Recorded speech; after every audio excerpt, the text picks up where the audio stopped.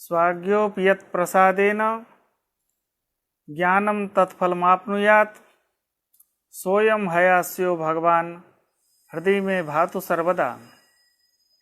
आप सभी का हार्दिक अभिनंदन। संस्कृतम भारतम इस समूह ने इस लॉकडाउन के अवधि में समस्त शास्त्रों का जिस तरह से न केवल इसे जन जन तक पहुंचाने का काम किया है, अपितु दीर्घकालीन परंपरा को सुरक्षित रखने का भी प्रयास किया है, यह अवश्य ही बधाई के पात्र हैं। हम लोग न्याय सिद्धांत मुक्तावली के प्रत्यक्ष खंड के अंतर्गत कारण निरूपण प्रकरण में चल रहे थे और प्रसंग संगति से कारण निरूपण के अंतर्गत ही अन्यथा सिद्ध क्या है, इस चीज को हम लोग देख रहे थे।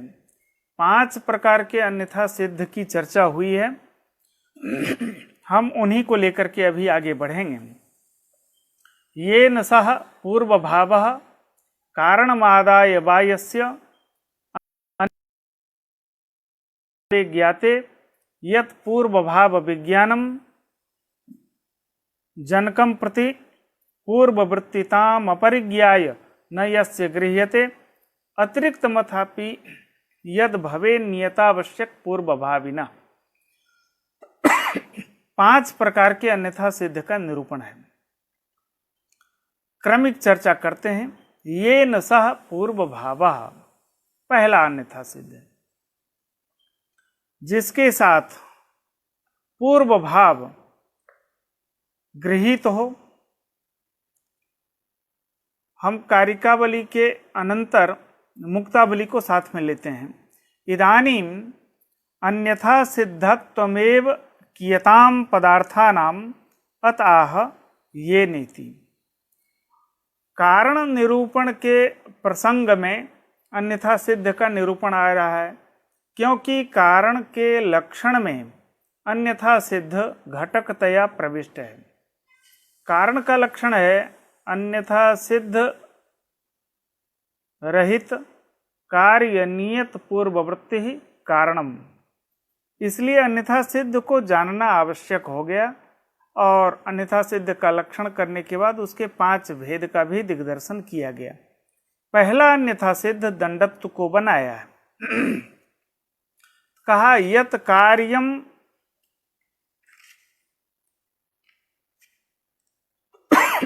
यत कार्यम प्रति कारणस्य पूर्ववृत्तिता येन रूपेण गृह्यते तत्कार्यम प्रति तद्रूपम अन्यथा सिद्धम। यत कार्यम प्रति हम एक कार्य को ले लेते हैं, वह है घटात्मक कार्य। घटात्मक कार्य के प्रति पूर्ववृत्तिता, कारण की जो पूर्ववृत्तिता है वह केन रूपेण हम ले रहे हैं। घट के प्रति कारण दंड है, उस दंड की कारणता पूर्ववृत्तिता केन रूपेण हम लेते हैं, दंडत्वेन रूपेण लेते हैं। पृथ्वीत्वेन रूपेण लेंगे, द्रव्यत्वेन रूपेण लेंगे। तो यहां पर हम केन रूपेण उसकी कारणता गृहीत करते हैं। दंड में दंडत्व धर्म है, इसलिए दंडत्वेन रूपेण हम कारणता गृहीत करते हैं। यदि उससे बड़ा हम लेंगे, दंड में अनेक धर्म हैं। दंड चूंकि पृथ्वी है इसलिए पृथ्वीत्व भी है दंड में। दंड द्रव्य है इसलिए द्रव्यत्व भी रहेगा। दंड में सत्ता नामक जाति भी है, इसलिए सत्ता धर्म भी दंड में विद्यमान है। हमारी इच्छा है हम किस रूप में ले रहे हैं। दंडत्वेन लेते हैं तो वह दंडत्व घटात्मक कार्य के प्रति अन्यथा सिद्ध होगा। यदि उस दंड को हम पृथ्वीत्वेन कारण मानेंगे तब भी पृथ्वीत्वेन रूपेण वह अन्यथा सिद्ध होगा। लेकिन यहां हम दंडत्वेन ले रहे हैं, 5 विधि की चर्चा है तो 5 विधि में एक दंडत्व को लिया। क्यों ऐसा कहते हैं? आग्रह ये है कि दंड में एक धर्म है दंडत्व। यत्र यत्र दंडः तत्र तत्र दंडत्वम्। चाहे वह अरण्यस्थ दंड हो, चाहे वह प्रकृति में हम जिस दंड से घट का निर्माण कर रहे हैं उसमें भी दंडत्व है। तो दंडत्वेन रूपेण हम उसकी कारणता की कल्पना करते हैं। तो तेनैव रूपेण तत्कार्यम प्रति घटात्मकम कार्यम प्रति तद्रूपम घटत्वम अन्यथा सिद्धम। हम दंड से घट बनाते हैं, दंडत्व से घट का निर्माण नहीं कर पाते हैं, इसलिए दंडत्व अन्यथा सिद्ध होगा। यथा घटम प्रति दंडत्वम, घट के प्रति दंडत्व अन्यथा सिद्ध है। दूसरा अन्यथा सिद्ध दंड का रूप है। द्वितीयम अन्यथा सिद्धमाह कारणमादाय वा यस्य। इसका तात्पर्य ये है, कारण को लेकर के ही जिसका अन्वय व्यतिरेक बनता हो। दंड रूप को हम अन्यथा सिद्ध बनाते हैं। दंड रूप कार्य है, उस दंड रूप का कारण कौन है? दंड है। समवायी कारण दंड होता है। दंड रूप का समवायी कारण दंड है।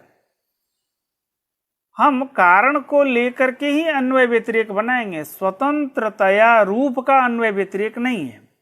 रूप सत्वे घट सत्वम यह नहीं होगा। रूपा भावे घटा भाव यह भी नहीं होगा। क्यों नहीं होगा? दंड के अतिरिक्त इसमें भी रूप है, लेकिन इसमें रूप है तो क्या घट का निर्माण हो सकता है? इससे नहीं होगा। और दंड रूप नहीं हो तो घट भी नहीं बनेगा। रूपा भावे घटा भाव ऐसी भी बात नहीं है। व्यभिचार दोष आ रहा है। अन्यत्र दंड को छोड़ करके अन्यत्र रूप है, लेकिन उस रूप से घट का निर्माण नहीं होता है। तो स्वतंत्र अन्वय व्यतिरेक रूप का घट के साथ में नहीं बनता है। अपितु दंड को लेकर के, कारण को लेकर के ही, दंड रूप का जो कारण है दंड, उस दंड को लेकर के ही अन्वय व्यतिरेक बन पा रहा है। अर्थात दंड रूप सत्वे घट सत्वम, दंड रूपा भावे घटा भाव, कारण को लेकर के ही अन्वय व्यतिरेक बन पा रहा है। स्वतंत्र रूप का अन्वय व्यतिरेक नहीं है कार्य के साथ, घट के साथ। इसलिए दंड रूप जो है वह अन्यथा सिद्ध होगा। दंड कारण है, दंड में रहने वाला जो रूप है वह घट के प्रति अन्यथा सिद्ध है। द्वितीयम अन्यथा सिद्धमाह कारणमिति, कारणमादाय वा यस्य। यस्य रूपस्य स्वातंत्र्येण अन्वय व्यतिरेकौ न स्तः। रूप सत्वे घट सत्वम, रूपा भावे घटा भाव अन्वय व्यतिरेक नहीं है। किंतु कारणम आदाय, किसका कारण? दंड रूप का कारण जो दंड है उसको लेकर के ही अन्वय व्यतिरेक बन पा रहा है। दंड सत्वे घट सत्वम दंडा भावे घटा भाव, कारण को लेकर के ही अन्वय व्यतिरेक बन पा रहा है। तत् दंड रूपम अन्यथा सिद्धम, इसलिए दंड रूप अन्यथा सिद्ध है। यथा दंड रूपम। तृतीयम आह, तीसरा अन्यथा सिद्ध है। अन्यम प्रति पूर्ववृत्तिताम अपरिज्ञाय न यस्य गृह्यते। अन्य से यहां प्रकृति में जो हम घटात्मक कार्य ले रहे हैं इसको छोड़ करके अन्य हम शब्द को ले लेते हैं। अन्यम प्रति शब्दम प्रति पूर्ववृत्तित्वम गृहीत्वैव, शब्द के प्रति पूर्ववृत्तिता गृहीत करके ही यस्य गगनस्य, क्योंकि शब्द का कारण गगन है, शब्द का समवायी कारण आकाश होता है, तो शब्द के प्रति अन्य से हम घटातिरिक्त जो कार्य है शब्द, उसके प्रति जिसकी पूर्ववृत्तिता गृहीत करते हैं, आकाश की पूर्ववृत्तिता होती है, क्योंकि शब्द का समवायी कारण आकाश ही होता है।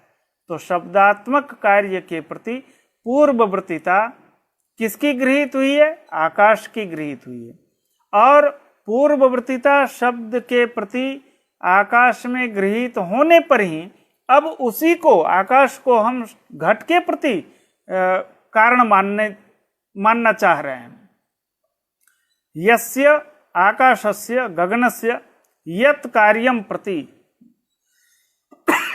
घटात्मकम कार्यम प्रति पूर्ववृत्तित्वम गृह्यते।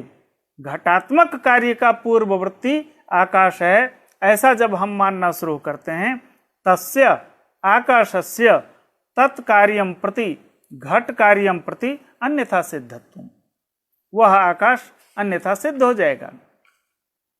यथा घटादिकम प्रति आकाशस्य, घटात्मक कार्य के प्रति आकाश अन्यथा सिद्ध है, तस्य ही घटादिकम प्रति कारणत्वम आकाशत्वेन नैव स्यात्। घट के प्रति आकाशत्वेन कारण हो, आकाश का परिचय क्या है? कोई पूछ ले आकाश किसे कहते हैं, हमारा एक समाधान होगा, शब्द का जो समवायी कारण होता है उसे आकाश कहते हैं।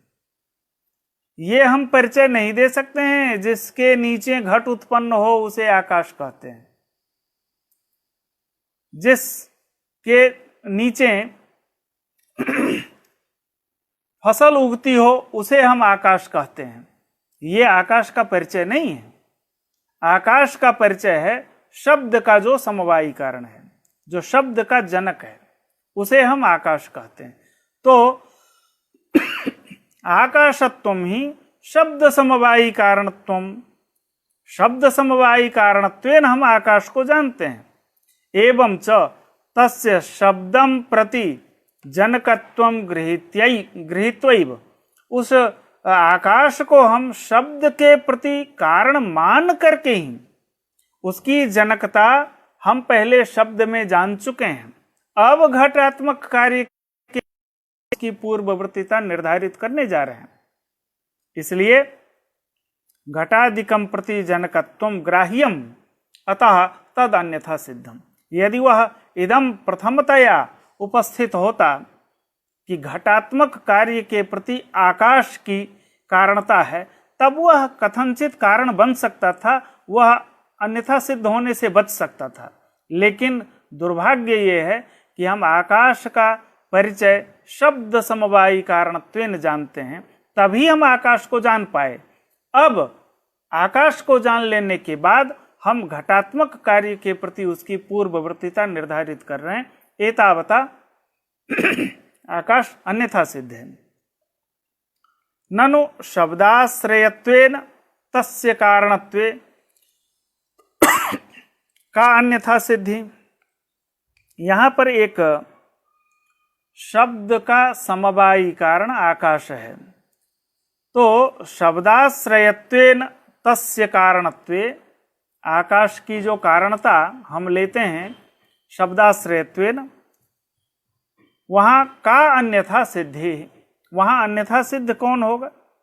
तब ये कहा पांचवा आप ले लीजिए, यह तो तृतीय अन्यथा सिद्ध है। 5 प्रकार के अन्यथा सिद्ध में एक अतिरिक्त मथापि यद भवे नियतावश्यक पूर्व भाविनः, पंचम अन्यथा सिद्ध लेना है। तो यहां ऐसा ही जवाब दिया है कि पांचवा स्वरूप जो है अन्यथा सिद्ध का वह ले लेना चाहिए, पंचमीति गृहाणम। यहां एक बात और समझने लायक है, ननु आकाशस्य शब्दम प्रति जनकत्वे किम अवच्छेदकम। ठीक है, शब्द का जनक समवायी कारण आकाश है, अवच्छेदक कौन होगा? शब्द का जनक जो आकाश है, शब्द का जो समवायी कारण आकाश है, उसमें जनकत्वे किम अवच्छेदकम, अवच्छेदक किसे मनाएंगे? तो इति चेत कवत्वादिकम विशेष पदार्थो वा। कवत्व, क नामक वर्ण है जिसमें, इति कवत्, और उसका अवच्छेदक कवत्व हो जाएगा। कवत् आकाश है, खवत् आकाश है, और उसका अवच्छेदक वह वर्ण अर्थात क ख ग, ये होगा अवच्छेदक। और यदि हम इतने वर्णों को अवच्छेदक मानेंगे तो वर्णों की संख्या अनंत है, काफी हैं, परिगणित हैं, लेकिन वह उसे हम ये कह सकते हैं कि वह अननुगत धर्म है। क ख ग घ ये सब अननुगत हैं, तो आप कितने को अवच्छेदक मानेंगे? इसलिए दूसरा जवाब दे रहे हैं विशेष पदार्थ होगा। आकाश नित्य द्रव्य है और उस नित्य द्रव्य में विशेष नामक पदार्थ रहेगा, क्योंकि विशेष का स्वरूप ही है नित्य द्रव्य में वह रहता है। नित्य द्रव्य है आकाश, उसमें जो वर्ण उत्पन्न हो रहे हैं, जिसका अवच्छेदक आकाश बना रहे हैं, जिसका कारण जनक आकाश है, उस अवच्छेदक जो है वह विशेष पदार्थ हो सकता है। प्रत्येक वर्ण को मानने में गौरव दोष हो रहा है, इसलिए विशेष को मानना है। अब आकाश एक है, उसमें रहने वाला विशेष भी एक ही होगा, इसलिए विशेष पदार्थ होगा। यह एक दूसरा लाघव वशात विशेष को उनका अवच्छेदक माना गया है। चतुर्थम अन्यथा सिद्धमः, चौथा अन्यथा सिद्ध है जनकम प्रति पूर्व भावे ज्ञाते यत पूर्व भाव विज्ञानम। जनकम प्रति पूर्ववर्तिताम अपरिज्ञाय न यस्य गृह्यते। यहां चौथा जो अन्यथा सिद्ध बनाया है वह कुलाल पिता को बनाया है।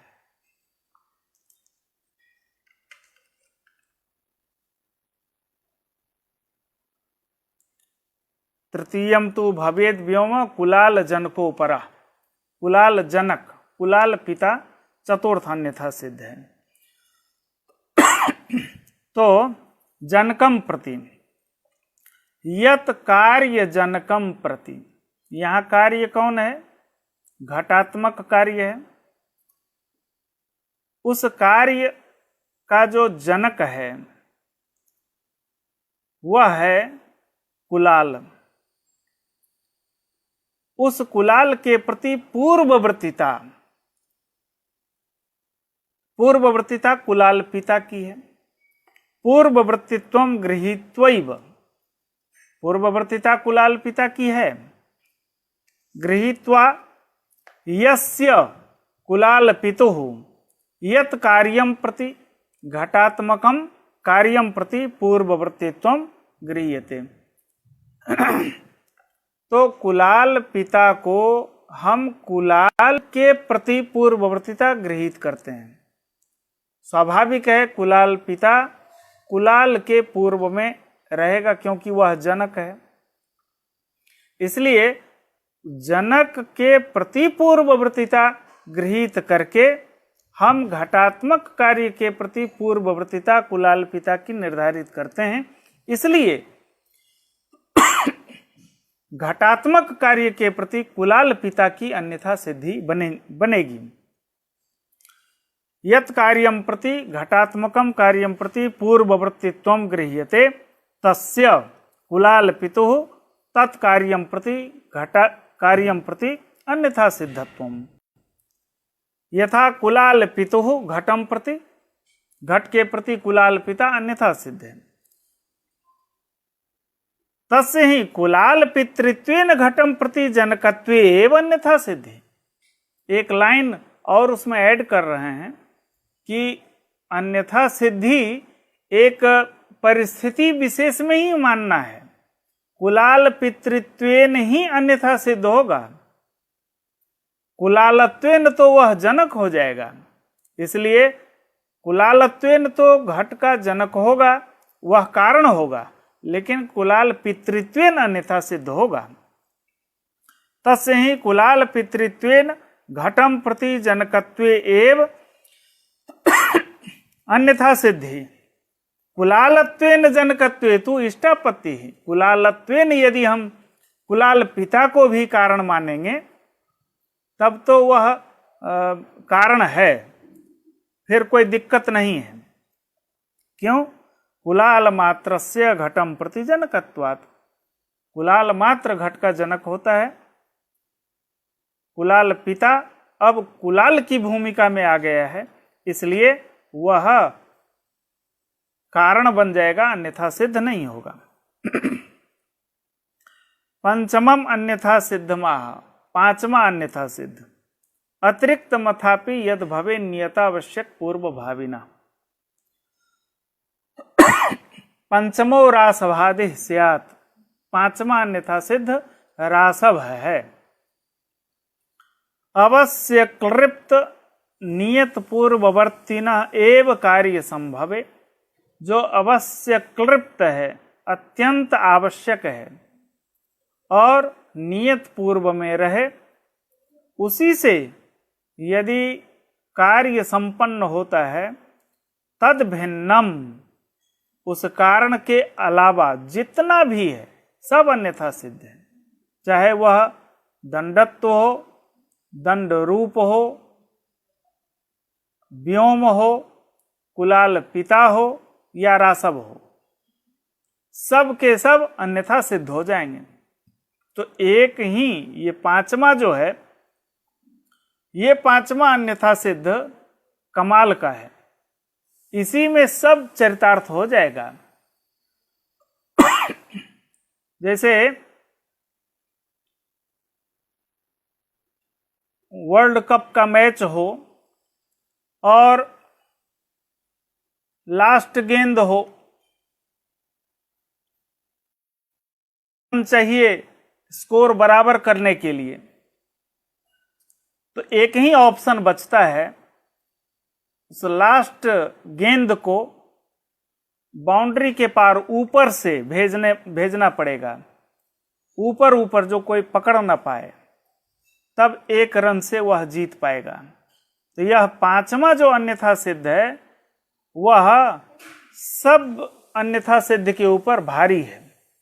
पहला जो दंडत्व है उसका भी वारण हो जाएगा, दंड रूप दूसरा है वह भी बाहर हो जाएगा, गगन भी बाहर हो जाएगा, कुलाल पिता भी बाहर हो जाएगा, रासभ भी बाहर हो जाएगा, सब के सब। इसलिए ये अत्यंत आवश्यक है, पांचवा अन्यथा सिद्ध। अवश्य क्लृप्त नियत पूर्ववर्तीन एव कार्य संभवे तद भिन्नम अन्यथा सिद्धम। अतएव, इसलिए जो अवश्य क्लृप्त है, अत्यंत आवश्यक है, उससे कार्य संभव हो, तदतिरिक्त जितना है सब अन्यथा सिद्ध है। एतावता महत्वम प्रत्यक्षे महत्वम कारणम अनेक द्रव्यत्वम अन्यथा सिद्धम। आप सभी जानते हैं कि प्रत्यक्ष के प्रति कारण कौन है। प्रत्यक्ष के प्रति सबसे पहली आवश्यकता महत्व होना चाहिए। दूसरी आवश्यकता उद्भूत रूप होना चाहिए। तीसरी आवश्यकता आलोक सापेक्ष चक्षु जरूरत है। चौथी आवश्यकता वस्तु के साथ प्रॉपर डिस्टेंस हो। अन्य और भी हैं, बहुत कारण हैं। अब हम दो को टैली करेंगे, एक है महत्व और दूसरा है अनेक द्रव्यत्व। अनेक द्रव्यत्व का मतलब यह है, जैसे ये कलम है, इसमें एक ये है, एक ये भाग है, इसमें भी अनेक भाग हैं, अनेक पार्ट्स हैं इसमें, और इसमें भी है। एक रिफिल है, एक यहाँ ढक्कन लगा हुआ है, इसके ऊपर ये कवर है, मुलायम है, उंगली से पकड़ने में कठोरता का अनुभव नहीं हो। फिर ये हार्ड पार्ट है, फिर इसका ढक्कन है, इसके भीतर रिफिल है, रिफिल के भीतर में स्याही है, ये तमाम है। अनेक द्रव्य मिल करके एक कलम बना है और इस कलम का हम प्रत्यक्ष करते हैं। कुल मिलाकर के, सभी मिलाकर के महत्व एक गुण है। तो महत्व को कारण माने या अनेक द्रव्य के सम्मेलन से जो बना है अनेक द्रव्यत्व को हम कारण माने प्रत्यक्ष के लिए। तो इसमें है अनेक द्रव्य मिल करके ही ये इतना आकार का हो, इतने आकार की यह कलम है। अनेक द्रव्यत्वेन भी कारण मान सकते हैं, महत्व भी इसमें कारण मान सकते हैं। दोनों ऑप्शन है आपके सामने। ऑप्शन में एक ऑप्शन का चयन करना हो तो हम तो महत्व का चयन करेंगे, क्योंकि एक माना गया। अनेक द्रव्यत्व को कारण मानेंगे तो इसमें फंसाने के लिए यह एक बना हुआ है, ढक्कन भी है, ये तमाम इसके अवयव हैं। तो उन अवयवों को मिला करके जो एक समूह है, वह समूह ही ले लिया है। तो महत्व को कारण मानना लाघव है, अनेक द्रव्यत्व को मानना गौरव है। इसलिए अत्यंत आवश्यक जो है वह आवश्यक है महत्व को आप कारण मान लें और अनेक द्रव्यत्व को अन्यथा सिद्ध माने। क्यों? महत्व अवश्य क्लृप्त है, अनेक द्रव्यत्व अन्यथा सिद्ध है। अब कोई विपरीत जो जल्प का प्रयोग करे, हेत्वाभास का प्रयोग करे, छल का प्रयोग करे, वह ये कहे कि अनेक द्रव्यत्व को ही कारण मानो, महत्व को अन्यथा सिद्ध मान लो। अब इसका क्या जवाब है? इसका तो जवाब देना पड़ेगा, क्योंकि महत्व को आप कारण मान रहे हैं तो कोई रीजन होगा, तभी तो आप महत्व को कारण मान रहे हैं और अन्यथा सिद्ध मानते हैं अनेक द्रव्यत्व को। इसके पीछे तर्क देना पड़ेगा। तो कहा न च वैपरीत्ये किम विनिगमकम, अर्थात महत्वस्यैव अन्यथा सिद्धत्वमस्तु अनेक द्रव्यत्वस्य कारणत्वं स्यात्। ये मान लेने में विनिगमक क्या है, आधार क्या है इसका? तो कहा महत्वत्व जातेः कारणतावच्छेदकत्वे लाघवात्। महत्वत्व को यदि महत्व को आप कारण मानेंगे तो कारणता महत्व में रहेगी, कारणता का अवच्छेदक महत्वत्व होगा। इसमें लाघव है। महत्वत्व जाते हैं कारणतावच्छेदकत्वे लाघवात्। और अनेक द्रव्यवत्व को, अनेक द्रव्यत्व को आप कारण मानेंगे तो अनेक द्रव्यत्व कारणतावच्छेदक होगा, वह गौरवग्रस्त होगा। उसमें अनेक द्रव्य हैं, अनेक द्रव्य में अनेक द्रव्यत्व रहेगा और कारणतावच्छेदक अनेक द्रव्यत्व होगा, वह गौरवग्रस्त होगा। इसलिए लाघव गौरव, जो पूर्व में भी हम कभी चर्चा किए थे कि यद्यपि संभवति लघौ गुरौ तदभावात्, यदि लघुभूत धर्म मान लेने से, लघुभूत में कारणतावच्छेदक कार्यतावच्छेदक मानने में लाघव हो, तो गुरु धर्म का परित्याग करना उचित होता है। इसलिए यहाँ गौरव होता है हम अनेक द्रव्य तत्व को कारणतावच्छेदक मानने में, और महत्त्व को कारणतावच्छेदक मानने में लाघव है। इसलिए महत्त्वम कारणतावच्छेदकम, महत्वम कारणम। तो महत्व जब कारण हुआ, तद अतिरिक्त अनेक द्रव्यत्व अन्यथा सिद्ध हो जाएगा। रासभादि ही रासभादि स्यात् एते स्वावश्यकस्त्वसो, यद्यपि यत्किंचित घट व्यक्तिं प्रति रासभस्य नियत पूर्ववृत्तित्वम् अस्ति। यह जो कहा गया कि रासभ अन्यथा सिद्ध है, कारण का लक्षण आपने क्या किया है? कार्य नियत पूर्ववृत्ति ही कारणम। कार्य है घट, उस घटात्मक कार्य के पूर्व में रासभ विद्यमान है। रासभ विद्यमान है तो सामग्री जहां उपस्थित हो, कार्य के होने में कोई बाधा नहीं है। घट कार्य की जो सामग्री है, दंड चक्र चीवर कुलाल, तद्वत रासभ भी पूर्व में उपस्थित है।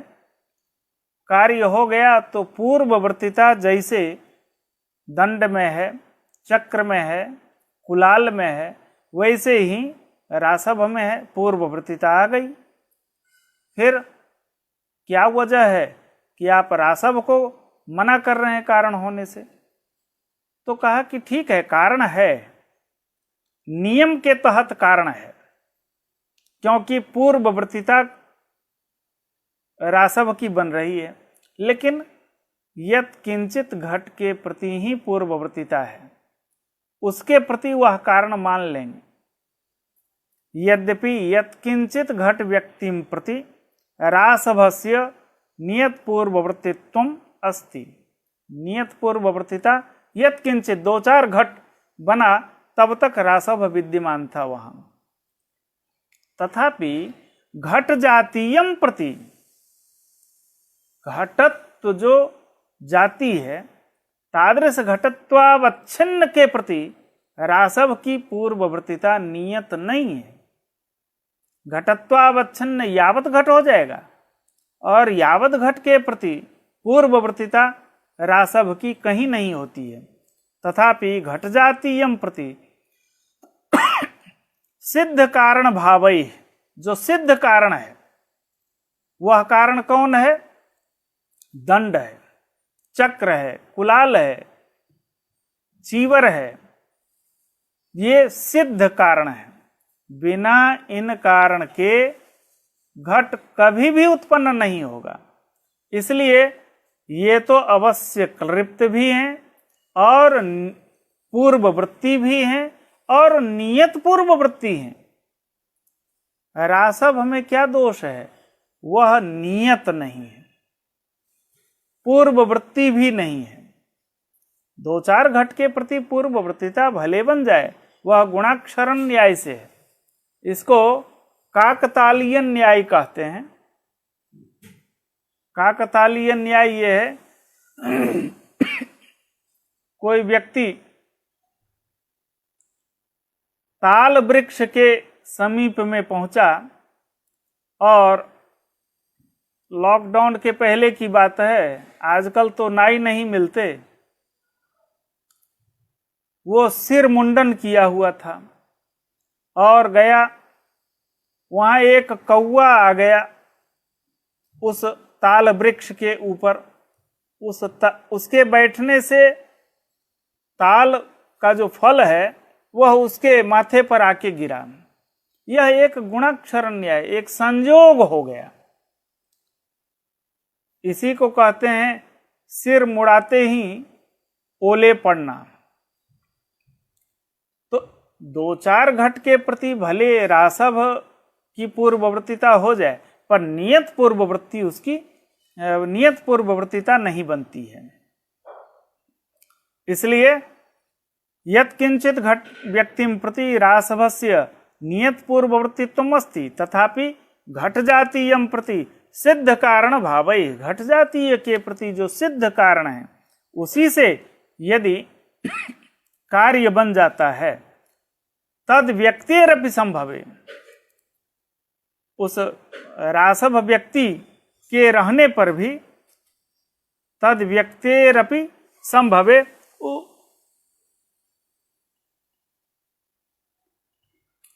रासभः अन्यथा सिद्धः। इसलिए वह रासभ क्या होगा? अन्यथा सिद्ध हो जाएगा। एतेषु पंचसु अन्यथा सिद्धेषु मध्ये, 5 प्रकार के अन्यथा सिद्ध बतलाए हैं। उन 5 प्रकार के अन्यथा सिद्धों के मध्य में पंचमः अन्यथा सिद्ध आवश्यक। 5वां जो अन्यथा सिद्ध है वह आवश्यक है। तेनैव परेशान चरितार्थत्वात्, इसी 5वें से ही सब चरितार्थ हो जाते हैं। चतुर्णाम चरितार्थत्वात् तथा ही दंडादिभिः, दंड चक्र कुलाल इनके द्वारा अवश्य क्लृप्त नियत पूर्ववर्ती भीरेव, इन्हीं दंडादि जो अवश्य क्लृप्त नियत पूर्ववर्ती हैं, इन्हीं से घटात्मक कार्य यदि हो जाता है तो दंडत्वादिकम अन्यथा सिद्धम। दंडत्व, दंडरूप, आकाश, कुलाल पिता और रासभ, ये सब अन्यथा सिद्ध हो जाएंगे।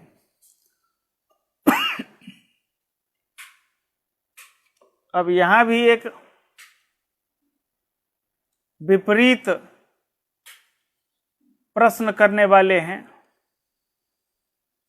दंडत्व से हमारा काम चलेगा, दंड को अन्यथा सिद्ध मानो। न च वैपरीत्ये किम विनिगमकम, अर्थात दंडस्य न कारणत्वम, दंडत्वस्यैव कारणत्वम, दंडस्य तावत् अन्यथा सिद्धत्वम, वैपरीत्ये किम विनिगमकम इति वाच्यम। का दंडत्वस्य कारणत्वे, दंडत्व को यदि कारण मानेंगे तो दंड घटित परंपरायाः संबंधत्व कल्पने गौरवात्। दंडत्व को कारण मानेंगे तो दंड घटित परंपरा संबंध को मानना पड़ेगा, अर्थात स्वाश्रयजन्य भ्रमिजन्य भ्रमिवत्ता संबंध, इसको कारणतावच्छेदक संबंध ये मानना पड़ेगा। दंड घटित परंपरा संबंध, स्वाश्रयजन्य भ्रमिजन्य भ्रमिवत्ता संबंध, ये स्वपद से दंडत्व को लेंगे, दंड रूप को लेंगे, ये ले सकते हैं। उसका आश्रय, दंडत्व का या दंड रूप का आश्रय होगा दंड। उससे जन्य जो भ्रमी, तादृश भ्रमिवत्ता संबंध से हम घट को उत्पन्न कर पाते हैं। तो स्वाश्रय जन्य भ्रमिजन्य भ्रमिवत्ता संबंध से, स्व से दंडत्व, उसका आश्रय दंड, दंडजन्य भ्रमी, उस भ्रमी से जन्य जो दूसरी तीसरी भ्रमी, उससे घट की उत्पत्ति होती है।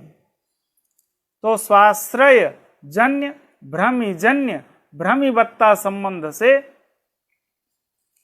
संबंध की कल्पना करनी पड़ेगी। और यदि आप दंड को कारण मानते हैं तो दंड को कारण मानने में एक लाघव है। वहां भी कारण कारणतावच्छेदक जो संबंध है वह है स्वजन्य भ्रमिजन्य भ्रमिवत्ता संबंध। स्व से दंड, दंड से जन्य जो भ्रमी, तादृश भ्रमी से पुनः भ्रमी उत्पन्न होती है। तादृश भ्रमिवत्ता संबंध की कल्पना। तो एक आश्रय, ध्यान देंगे, यदि दंडत्व को कारण मानेंगे तो संबंध एक बड़ा होगा। स्वाश्रय जन्य भ्रमिजन्य भ्रमिवत्ता संबंध। और दंड को कारण मानेंगे तो स्वजन्य भ्रमिजन्य भ्रमिवत्ता संबंध। वहां आश्रयत्व नहीं है, तो संबंध कृत लाघव हो रहा है दंड को कारण मानने पर। इसलिए दंड घटित परंपराया संबंधत्व कल्पने गौरवात, दंडत्व को आप कारण नहीं मान सकते, दंड रूप को कारण नहीं मान सकते, गौरव होगा। एवं अन्येषाम अपि अनेनैव चरितार्थत्वं संभवति। इसी तरह से दंड रूप कुलाल पिता और व्योम रासव आदि का भी इसी तरह से समझना चाहिए। अर्थात दंड अवश्य क्लृप्त है, उससे काम चल जाएगा, तो दंडत्व को हम कारण नहीं मानेंगे, अन्यथा सिद्ध मानेंगे। दंड रूप को अन्यथा सिद्ध मानेंगे, व्योम को अन्यथा सिद्ध मानेंगे, कुलाल पिता को अन्यथा सिद्ध मानेंगे और रासव को अन्यथा सिद्ध मानेंगे। अब इसे हम इस क्रम को आगे बढ़ाते हैं। समवायी कारणत्व साधर्म्य किसका है? तो कहा समवायी कारणत्वम द्रव्यस्यैवेति विज्ञेयम्। द्रव्य का समवायी कारणत्व साधर्म्य, द्रव्यस्यैव, द्रव्य का ही है, अर्थात द्रव्यातिरिक्त और कोई समवायी कारण नहीं होता है। गुण कर्म मात्र वृत्ति ज्ञेयम अथाप्य समवायी हेतुत्वम। और गुण कर्म मात्र में असमवायी कारणत्व है, अर्थात गुण कर्म का जो साधर्म्य होगा वह असमवायी कारणत्व होगा। अब इसमें थोड़ी और क्लियरिटी आनी चाहिए। समवायी कारणत्वम द्रव्यस्यैवेति विज्ञेयम्, यह बिल्कुल स्पष्ट है, इसलिए यहाँ अन्य विवेचना की आवश्यकता नहीं है। असमवायी कारणत्व में थोड़ी विवेचना चाहिए। असमवायी कारणत्वम गुण कर्म भिन्नानाम वैधर्म्यम। गुण कर्म से जो भिन्न है, गुण कर्म से भिन्न है द्रव्य, सामान्य, विशेष, समवाय, अभाव, इनका यह वैधर्म्य है। असमवायी कारणत्व वैधर्म्य है। किसका? गुण कर्म से भिन्न, अर्थात इन दोनों को छोड़ दें, बाकी का असमवायी कारणत्व वैधर्म्य है। न तो गुण कर्मणो साधर्म्यम इत्यत्र तात्पर्यम। गुण कर्म का यह साधर्म्य है, इस तात्पर्य से नहीं कहा गया है। और इस तात्पर्य से गुण कर्म मात्र वृत्ति ज्ञेयम् अथाप्य समवायी हेतुत्वम, गुण कर्म का साधर्म्य है, इस तात्पर्य से नहीं कहा गया है, अपितु गुण कर्म से भिन्न का यह वैधर्म्य है, इत्यत्र तात्पर्यम। अथवा दूसरा ये है असमवायी कारण वृत्ति सत्ता भिन्न जाति मत्वम तदर्थ।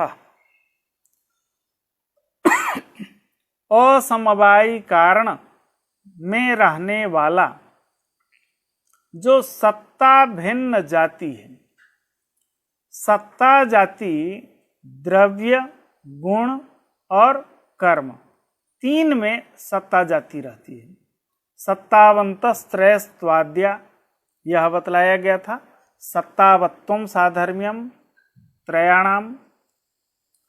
तो असमवायी कारण वृत्ति, असमवायी कारण गुण और कर्म है। उसमें असमवायी कारण वृत्ति सत्ता से भिन्न जो जाति, वह सत्ता से भिन्न जाति कौन है? वह ये गुणत्व और कर्मत्व जाति है। यह गुणत्व और कर्मत्व जाति होगी। तेन ज्ञानादि नाम असमवायी कारणत्व विरहेपि न क्षति। यह आपको ध्यान में होगा कि आत्मा के जो विशेष गुण हैं उनका एक साधर्म्य बतलाया गया था, अकारणत्व। किसी के प्रति वह कारण नहीं होता है। वह अकारणत्व जब साधर्म्य है तो असमवायी कारणत्व कैसे होगा? नहीं हो पाएगा। यदि आप कहेंगे डायरेक्ट कि गुण और कर्म का यह साधर्म्य है तो ज्ञान का भी साधर्म्य होगा, गुण है ज्ञान, तब तो वहां व्यभिचार होगा, वहां समस्या आ जाएगी। इसलिए इसको इस रूप में कह रहे हैं, असमवायी कारण वृत्ति, असमवायी कारण में रहने वाली जो सत्ता से भिन्न जाति। सत्ता से भिन्न जाति कौन है? द्रव्यत्व, गुणत्व, कर्मत्व जाति है। पर द्रव्यत्व उसमें तो समवायी कारणत्व है और असमवायी कारण गुण कर्म हुआ, तो गुणत्व और कर्मत्व जाति होगी। तादृश जाति मत तो सभी में चला जाएगा। तेन ज्ञानादि नाम असमवायी कारणत्व विरहेपि न क्षति। कोई दोष नहीं होगा। हम उसका ऐसा अर्थ करते हैं, असमवायी कारण वृत्ति सत्ताभिन्न जातिमत्वम। अन्यत्र नित्य द्रव्येभ्यः आश्रितत्वमिहोच्यते। क्षत्यादीनां नवानां तु द्रव्यत्वं गुणयोगिता। अन्यत्र नित्य द्रव्येभ्यः, नित्य द्रव्येभ्यः अन्यत्र,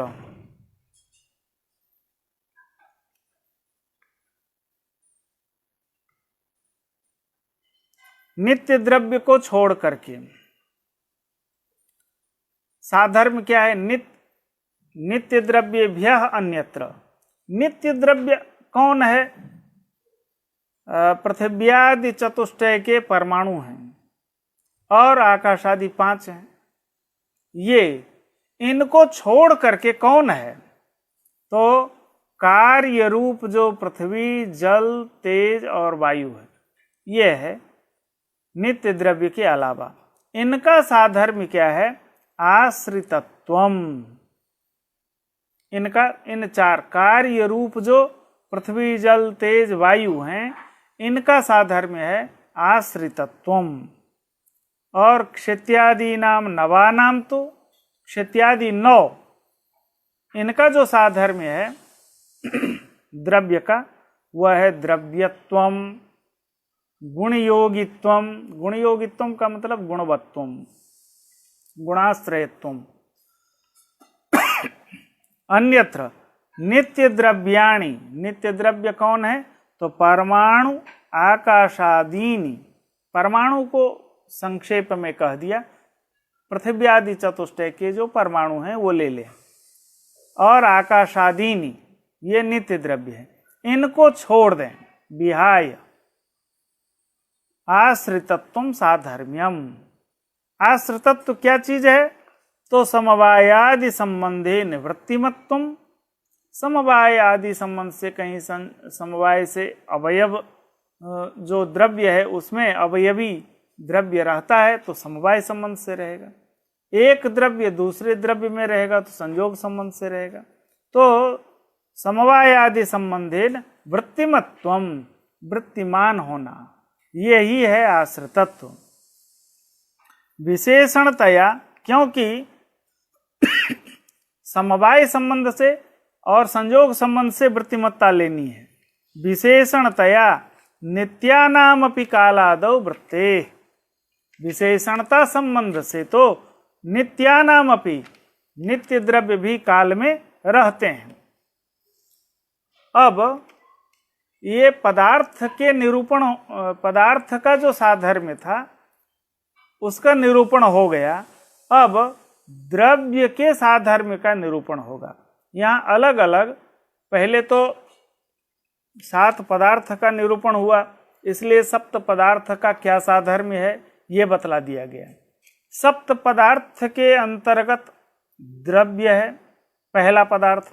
अब उस द्रव्य 9 प्रकार के हैं, उन 9 द्रव्यों का क्या साधर्म्य होगा इसकी चर्चा होगी।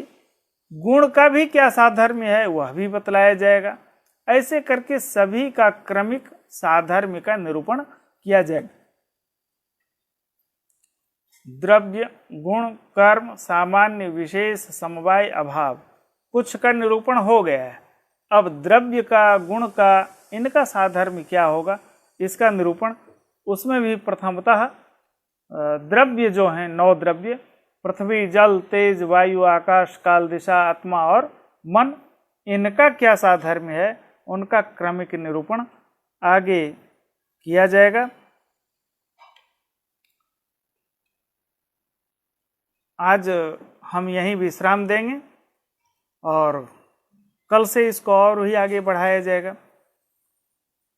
आप सभी उपस्थित रहे इसके लिए हम आप सभी को यथायोग्य वंदन, अभिवंदन, वर्धापन,